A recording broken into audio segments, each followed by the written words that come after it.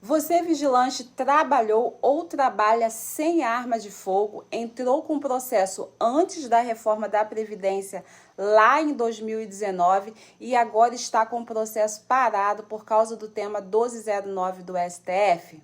Se esse é o seu caso, então fica comigo até o final desse vídeo, porque hoje eu vou te explicar primeiro se o vigilante sem arma de fogo, pode ter direito adquirido, qual é o papel da decisão do STJ que reconheceu a atividade especial e o que de fato o STF pode ou não mudar nesse julgamento. Meu nome é Alcileia Fernandes Rodrigues, sou advogada previdenciária e aqui nesse canal eu tento te deixar muito bem informado sobre os seus direitos. Vamos lá? Mas antes de mais nada, já aperta o botão de seguir se você gosta de assuntos sobre previdência social e compartilha com quem precisa saber de informações como essa. Bem, desde a reforma da Previdência, que ocorreu lá em 2019, muita insegurança jurídica foi criada em torno da aposentadoria especial, principalmente para quem exerce atividade de risco, como é o caso que nós estamos falando hoje do vigilante. E a grande dúvida que eu mais recebo é: doutora, eu não usava arma de fogo, mesmo assim eu tenho direito à aposentadoria especial?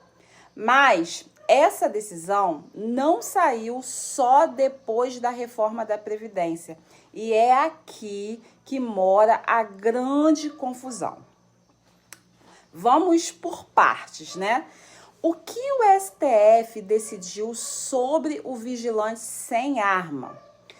Bem, o Superior Tribunal de Justiça, no chamado tema 1031, firmou o seguinte entendimento, Eles decidiram sobre o vigilante sem arma de fogo que a atividade de vigilante pode ser reconhecida como especial com ou sem arma de fogo, desde que fique comprovado. Aí essa palavra precisa ficar bem clara na nossa cabeça, desde que fique comprovado o risco à integridade física.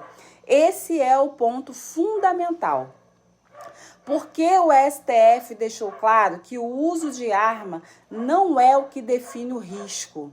O risco decorre da natureza da atividade, ou seja, da exposição que o vigilante tem à violência, a assaltos, ameaças e a todas as situações perigosas que envolvem a categoria. E aqui eu preciso deixar algo muito claro para todos vocês vigilantes. Prestem bastante atenção. Todos os vigilantes precisam gravar isso, ter isso em mente de forma assim bem precisa. O STJ não criou um novo direito, ele apenas interpretou a legislação que já existia.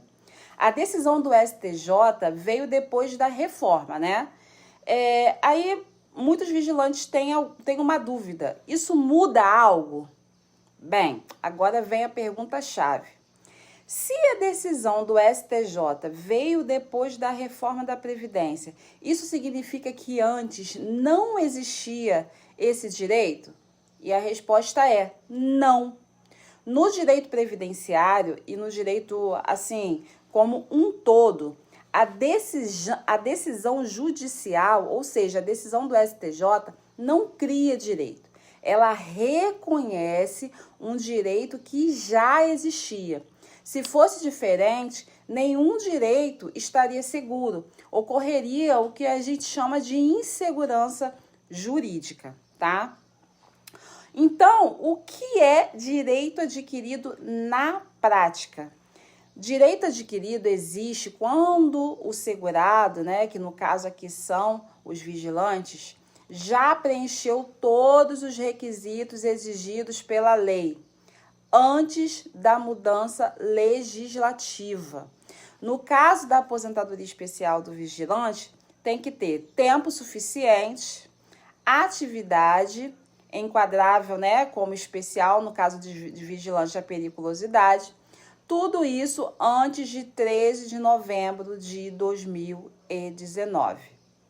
E assim, não importa se o INSS negou, não importa se o processo só foi julgado depois, não importa se o STJ só pacificou a tese depois. Se o trabalho de risco já existia e o tempo foi cumprido, o direito já estava incorporado ao patrimônio do segurado. O que isso significa? O direito está líquido e certo. Se você cumpriu os 25 anos e comprova a periculosidade antes da reforma da Previdência, o direito já é seu. E o vigilante sem arma de fogo, então, como que fica?